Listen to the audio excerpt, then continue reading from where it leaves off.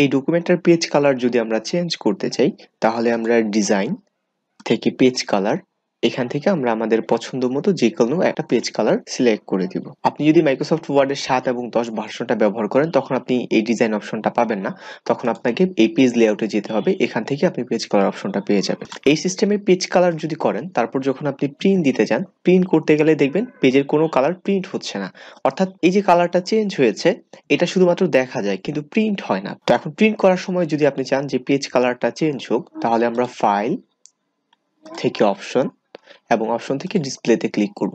তো এখান থেকে যে প্রিন্টিং অপশন দেখতে পাচ্ছি, এখান থেকে যদি print page background colour and images দিয়ে দিই, এখন যদি আমি কন্ট্রোল পি প্রেস করি তাহলে দেখব যে এই পেজ কালারটাও প্রিন্ট হয়ে যাবে। তো এই পেজ কালারটা যদি আমরা আবারও রিমুভ করতে চাই, ডিজাইন থেকে page colour no colour select করে দিব, তাহলে পেজ কালারটা চেঞ্জ হয়ে যাবে। তো এই পেজ কালারটাকে আমি ডার্ক মোড হিসেবে অনেক সময় ব্যবহার করি, কারণ রাত্রেবেলা যখন আমি কাজ করতে যাই, এই সাদা স্ক্রিন যখন থাকে তখন এটা আমার চোখের উপর অনেক প্রেসার পড়ে, তখন আমি যদি আমার পছন্দ মতো ডার্ক মোড সেট করে দিই তখন এটা আসলে এইভাবে কাজ করে। আর যখন আমার কাজ শেষ হয়ে যায় তখন আবার নো কালার করে দিই, তারপর প্রিন্ট করি। তো এই ডিজাইন থেকে পেজ কালার করার একটা বড় সমস্যা হচ্ছে, আমরা যখন পেজ কালার সিলেক্ট করলাম তখন পুরো ডকুমেন্টের পেজ কালারটা চেঞ্জ হয়ে গেছে। এখন আমি যদি চাই যে শুধুমাত্র এই এতটুকু পেজ সিলেক্ট করা পেজের কালারটা চেঞ্জ করতে, তারপর যদি আমি পেজ কালারটা চেঞ্জ করি তারপরও দেখব পুরো পেজের কালারটাই চেঞ্জ হয়ে গেছে, অর্থাৎ আমরা কোনো স্পেসিফিক পেজের কালার চেঞ্জ করতে পারছি না। এখন আমি প্রথম পেজটার পেজ কালার চেঞ্জ করব। শেপ ব্যবহার করার জন্য আমরা ইনসার্টে যাব, ইনসার্ট থেকে শেপ, এখান থেকে যে কোনো একটা শেপ আমরা ব্যবহার করতে পারি। আমি রেক্টেঙ্গুলারটা নিলাম, তারপর প্রথম পেজের উপরে এসে আমরা ড্র্যাগ করব, করে আমরা আমাদের ইচ্ছা মতো যতটুকু প্রয়োজন ততটুকুর উপর আমরা সিলেক্ট করে দিব। সিলেক্ট করার পর আমরা দেখতে পাচ্ছি লেখাটা দেখা যাচ্ছে না, তাই এই পেজের উপর মাউসের রাইট বাটন ক্লিক করে আমরা এখান থেকে র্যাপিং টেক্সট, এখান থেকে বিহাইন্ড টেক্সট অর্থাৎ টেক্সটের পিছনে আমরা দিয়ে দিব। এখন আপনি চাচ্ছেন এই প্রথম পেজটা যে কালার হয়েছে এটার কালারের মতো আপনি এই 3টা পেজকেও কালার করতে চান, এই পেজ কালারটাকে সিলেক্ট করব। সিলেক্ট করলে আমাদের দেখবো উইন্ডোটা এরকম হয়ে যাবে, আর যদি সিলেক্ট না থাকে তখন দেখবো যে এরকম হয়ে যাবে। সো আবার আমরা সিলেক্ট করলাম, সিলেক্ট করে এটাকে আমরা কপি করতে পারি। তো কপি করব না, আমি এটা প্রফেশনাল সিস্টেম দেখাচ্ছি। মাউসের কার্সারটা এই শেপটার উপরে এনে কন্ট্রোল বাটনটাকে প্রেস করবেন, তাহলে দেখবেন কার্সারের উপরে একটা প্লাস সাইন চলে এসেছে। তারপর এটাকে আপনি ড্র্যাগ করে আপনি এরপর হয়তো আমি চাচ্ছি এই পেজটাতেও কালার আনবো, তারপর হয়তো আমি চাচ্ছি এই পেজটাকে আমরা কালার করব। তো এখন চাচ্ছি যে প্রথম পেজটা এটা হবে আমাদের একটা কালার, বাকিগুলো হবে অন্য কালার। প্রথম পেজটাকে হলুদ কালার করার জন্য আমরা শেপ ফিল, এখান থেকে আমরা একটা কালার সিলেক্ট করে দিলাম। এখন যদি আমরা প্রিন্ট করি তাহলে দেখবো আমাদের যে ডিজায়ার পেজ ওই পেজগুলোতে পেজ কালার চলে এসেছে। আমরা যদি ডিজাইন থেকে পেজ কালার ব্যবহার করি তাহলে পুরো ডকুমেন্টে পেজ কালার হয়ে যায়। আবার আমরা যদি চাই স্পেসিফিক পেজে পেজ কালার ব্যবহার করব, তখন শেপ দিয়ে যদি পেজ কালার ব্যবহার করি সেটা অনেক সময় লাগে, স্পেশালি যখন আমরা বড় কোনো ডকুমেন্টে কাজ করছি তখন একটা একটা শেপ ড্র্যাগ এন্ড ড্রপ করে যদি আমরা পেজ কালার করতে চাই তাহলে সেটা অনেক সময়ের ব্যাপার। এট দি সেম টাইম শেপ ব্যবহার করে পেজ কালারটা কিন্তু প্রফেশনাল সিস্টেম না। আপনি যখন প্রকাশনীতে কোনো বড় বই নিয়ে কাজ করবেন তখন আপনি যদি পেজ কালার ব্যবহার করেন তখন অবশ্যই আপনি সেটাকে হেডার ফুটার ব্যবহার করে করবেন। আর আরেকটা কথা বলেছি, হেডার এবং ফুটারটা একটু ডিফিকাল্ট আপনার কাছে মনে হতে পারে প্রথম প্রথম, সবসময় এটা কঠিন মনে হবে না একবার শিখে ফেললে। তাই হেডার ফুটার সম্পর্কে যদি আপনি না জানেন তাহলে হেডার ফুটার নিয়ে আমার চ্যানেলে একটা ভিডিও আপলোড করা আছে, header footer A to Z, ভিডিওটা আমি ডেসক্রিপশনে লিংক দিয়ে দিয়েছি, সেখান থেকে আপনি দেখে আসবেন, তাহলে এই অংশটা বোঝা আপনার জন্য খুব সহজ হয়ে যাবে। তো হেডার এবং ফুটার আনার জন্য আমরা ইনসার্টে ক্লিক করব, ক্লিক করে আমরা এই যে এখানে হেডার দেখতে পাচ্ছি। তো এত ঝামেলা না করে আমরা যে কাজটা করব, ডকুমেন্টের যে কোনো একটা জায়গায় যে সাদা অংশটাতে আমরা ডাবল ক্লিক করব, তাহলে হেডারটা ওপেন হয়ে যাবে। সো এখন আমরা একটা পেজ কালার ব্যবহার করতে চাচ্ছি, আমি একটু জুম আউট করে নিলাম। পেজ কালার ব্যবহার করার জন্য একটা শেপ নিব, এখন যে কোনো একটা পেজের উপর আমরা জাস্ট ড্র্যাগ করলাম যে শেপটা আমরা দিতে চাচ্ছি, তারপর আমরা এই সাদা অংশটাতে ডাবল ক্লিক করে দিব।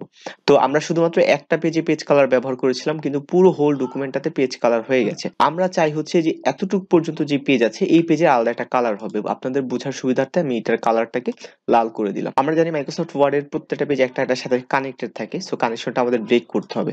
সো এই যে এই পেজটা হচ্ছে প্রথম যে 4 পেজ আছে এটার সাথে কানেক্টেড, এই লাল পেজগুলো, এবং পরবর্তী পেজের সাথেও কানেক্টেড আছে। সো এই কানেকশনটা ভাঙার জন্য আমাদের দুইটা সেকশন ব্রেক ব্যবহার করতে হবে। শুরুর পেজগুলো থেকে একটা সেকশন ব্রেক ব্যবহার করব এবং শেষের পেজগুলো থেকে আলাদা করার জন্য আরেকটা সেকশন ব্রেক ব্যবহার করব। সো এখান থেকে সেকশন ব্রেক থেকে যে ব্রেক, এটা হচ্ছে সেকশন ব্রেকের উইন্ডো। তো সেকশন ব্রেক নিয়ে আমার চ্যানেলে ভিডিও আছে। সো সেকশন ব্রেকের সম্পর্কে যদি আপনি জানতে চান তাহলে এই চ্যানেলে এই ভিডিওটা দেখে আসতে পারেন, না হলে এই ভিডিওটা বুঝতে আপনার একটু সমস্যা হবে। তো এখান থেকে এসে আমরা সেকশন ব্রেকের এই কন্টিনিউয়াসটাতে ক্লিক করব। সো এরপর আবার আমরা একটু স্ক্রল করে নিচে চলে আসি। নিচে চলে আসলে যে এইখানে এইখানে আমরা আরেকটা সেকশন ব্রেক ব্যবহার করব যেন শেষের ডকুমেন্টগুলো থেকে আমাদের পেজটা ডিসকানেক্ট হয়ে যায়। কিভাবে বুঝবো যে সেকশন ব্রেক ব্যবহার হয়েছে? আমরা হোম থেকে শো এন্ড হাইডটাকে ওপেন করে দিব, তাহলে আমরা দেখতে পাবো যে এই যে একটা সেকশন ব্রেক দেখা যাচ্ছে। শো এন্ড হাইড নিয়ে আমার চ্যানেলে ভিডিও আছে, এটা সম্পর্কে জানার জন্য আমার চ্যানেলে এই ভিডিওটা দেখে আসতে পারেন। ওকে, সো এখন যদি আমরা এই যে সাদা অংশটাতে এখানে রেখে ডাবল ক্লিক করি তাহলে আমরা দেখতে পারবো পুরো যে কালো অংশটা আছে এটা হেডার 1 এর অধীনে আছে, এবং যে লাল অংশটা আছে এটা দেখবেন হেডার 2 এর অধীনে আছে, এবং শেষের যে পেজগুলো এটা হেডার 3 এর অধীনে আছে। তো আমরা এই যে ডকুমেন্টের যেখান থেকে লেখাটা শুরু হয়েছে এখানে ডাবল ক্লিক করব, করে লিঙ্ক টু প্রিভিয়াস এটাকে আমরা বন্ধ করে দিব। লিঙ্ক টু প্রিভিয়াসটা কেন বন্ধ করলাম? না হলে এটা হচ্ছে পূর্বের পেজগুলোর সাথে কানেক্টেড ছিল, এটা আমরা কানেকশনটা বন্ধ করলাম। আবার এই যে এই পেজটা এখানে এসে আবার সাদা ক্লিক করে লিঙ্ক টু প্রিভিয়াস এটাকে বন্ধ করে দিলাম। আমরা দুইটা সেকশন ব্রেক ব্যবহার করেছি এবং দুইটা নেক্সট টু প্রিভিয়াস কেটে দিয়েছি, কারণ মাঝখানে যে লাল পেজগুলো আছে এই লাল পেজগুলোকে এর পূর্বের যে কালো পেজগুলো ছিল সেগুলো থেকে আমাদের ডিসকানেক্ট করতে হয়েছে, এবং পরের যে কালো পেজগুলো আছে সেগুলো থেকে আমাদেরকে ডিসকানেক্ট করতে হয়েছে। এই কারণে দুইবার সেকশন ব্রেক এবং দুইবার নেক্সট টু প্রিভিয়াস এই দুইটাকে আমাদের বন্ধ করে দিতে হয়েছে, কারণ আমরা জানি মাইক্রোসফট ওয়ার্ডের প্রত্যেকটা পেজ একটা আরেকটার সাথে কানেক্টেড থাকে। এখন আমরা হেডার ফুটারের অধীনে শেপ ব্যবহার করব। সো এই সাদা জায়গাটাতে আমরা ডাবল ক্লিক করলাম, ক্লিক করে ইনসার্ট থেকে যদি আমরা একটা শেপ ব্যবহার করি তাহলে দেখতে পাচ্ছেন একটা পেজে সিলেক্ট করলে পুরো পেজটাতে হয়ে গেছে। সো এই যে প্রথম পেজটা যেটা আলাদা একটা সেকশনের অধীনে আছে, এখানে যদি আমরা আরেকটা শেপ ব্যবহার করি তাহলে এখানে আমরা আমাদের ইচ্ছা মতো আলাদা একটা শেপ ব্যবহার করতে পারবো। এখন আমি যদি এটার কালারটাকে চেঞ্জ করতে চাই তাহলে আমি কালারটাকে চেঞ্জ করতে পারবো। তো এখন মাঝে মধ্যে আমরা চাই যে প্রথম পেজের কালার আমরা করব না, আমরা প্রথম পেজের পরবর্তী পেজগুলো আমরা আলাদা একটা কালার করব।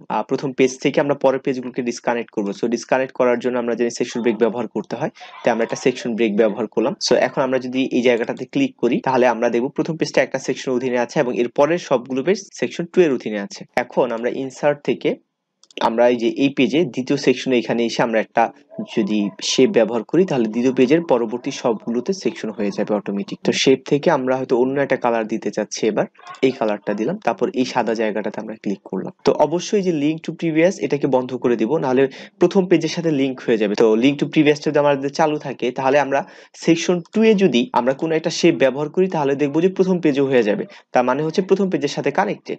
সো এখন আমরা যদি সেকশন 2 তে ব্যবহার করতে চাচ্ছি কিন্তু প্রথম পেজে চলে এসেছে, কারণ কি হেডার ফুটারে ক্লিক করলাম লিঙ্ক টু প্রিভিয়াস এর সাথে কানেক্টেড আছে। সো এখন যদি আমি এটাকে অফ করে দিই তাহলে দেখবো যে প্রথম পেজে আর থাকছে না। আপনার মনে হচ্ছে হ্যাঁ প্রথম পেজেও থাকছে, কিন্তু আসলে না। প্রথম পেজে মাউসের কার্সারটা রেখে আমি ডিলিট বাটন প্রেস করি তাহলে প্রথম পেজেরটা ডিলিট হয়ে যাবে। আর যদি লিঙ্ক টু প্রিভিয়াস এটা থাকা অবস্থায় ইয়েস করলাম, প্রথম পেজেরটা যদি আমরা ডিলিট করি তাহলে দেখবো পুরো ডকুমেন্টটা ডিলিট হয়ে যাবে। তাই অবশ্যই আমাদের শেপ ব্যবহার করার সময় লিঙ্ক টু প্রিভিয়াসটাকে অফ করে দিতে হবে, না হলে পুরো ডকুমেন্টের মধ্যে পেজ কালার চলে আসবে।